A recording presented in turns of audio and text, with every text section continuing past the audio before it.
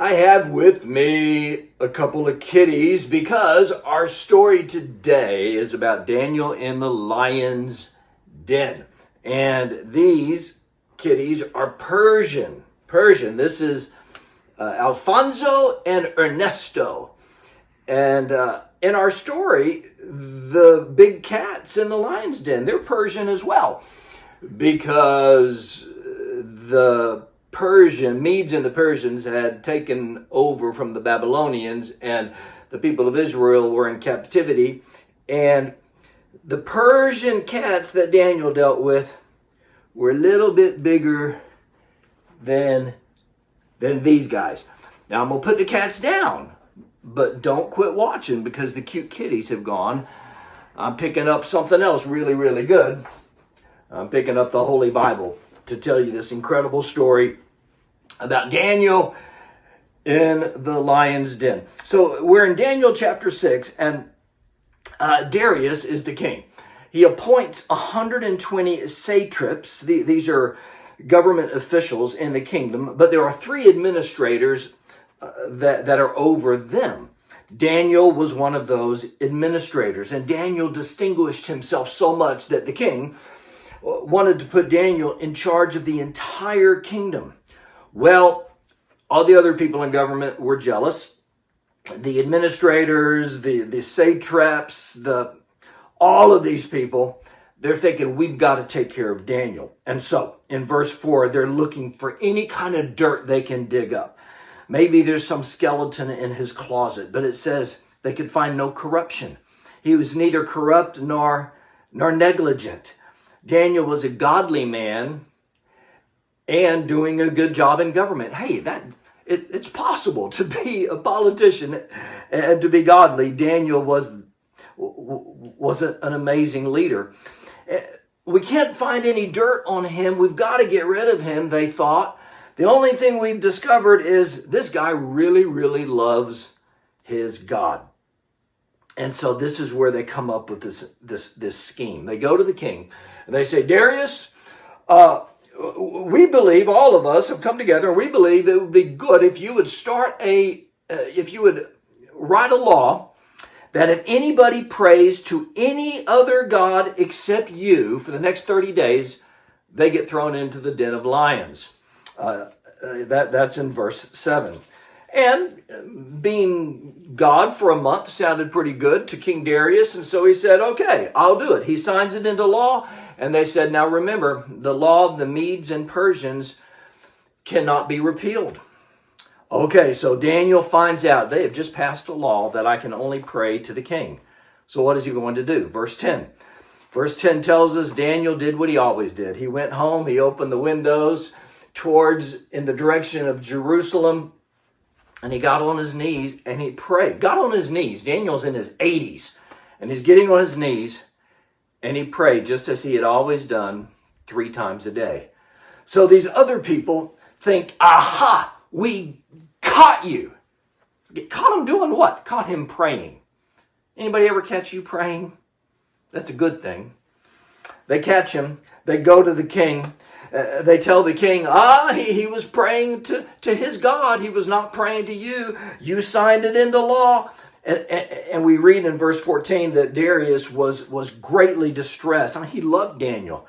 He tried to think of a way to rescue Daniel, but he's the one that signed it into law. And so, in verse 16, the king said to Daniel, may the God that you continually serve rescue you. They throw him into a den of lions, roll a stone over the top. The king goes back to his palace, and verse 18 says he couldn't eat, he couldn't sleep. He was so stressed out. And then in verse 19, at the first light of dawn, the king hurries down to the den of lions and says, oh Daniel, did your God rescue you?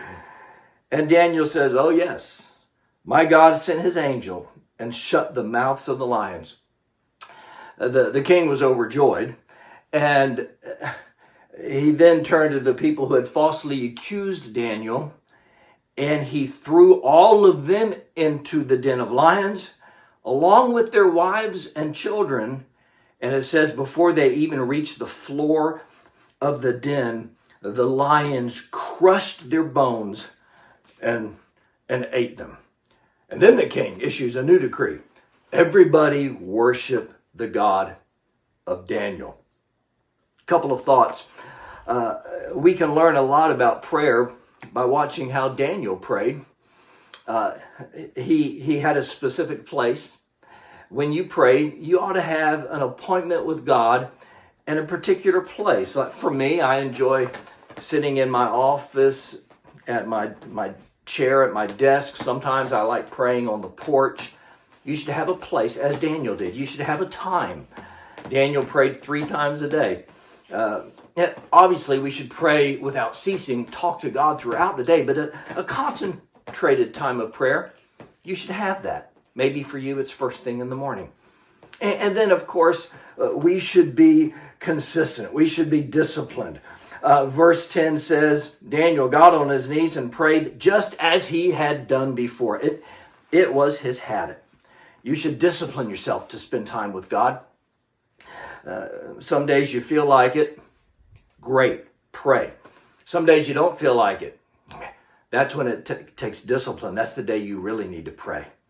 And what will happen for you is you will get the peace of God no matter what you're going through. I love how Daniel said, I'm all good. I was trying to grab a cat. These lions, these 500-pound lions, they're more like little kitty cats. Maybe the angel shows up and says, Daniel, why don't you get some rest? This has been such a difficult day. It's kind of chilly down here. We'll get a lion on either side of you. That'll keep you warm. Hey, you lion, come over here. I know you guys are hungry. You're going to have a big breakfast buffet in the morning. Just trust me. You over here, you need to be a pillow. Yeah, put your mane right there so Daniel can use that as a soft pillow so he can rest. There's some flies in here. Hey, you 2 lions, come over here. Why don't you swish your tails over Daniel's head and keep the flies away?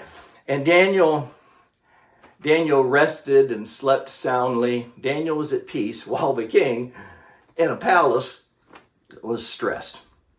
I don't know what kind of lion's den you have been thrown into. Maybe your den is a financial problem. Maybe it's a relationship problem. Maybe it's a problem at work.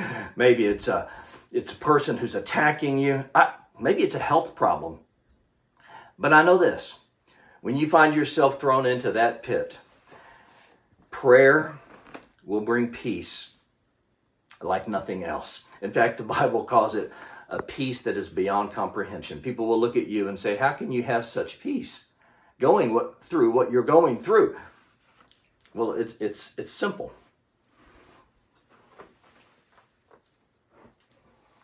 Whatever lion is attacking you, there's another lion. The Bible says in Revelation 5:5 that Jesus is the Lion of the tribe of Judah. And he's bigger and he's badder than anything that's ever going to come your way. Pray to him. Trust him. He'll give you the peace that you're looking for. Why don't you do that right now?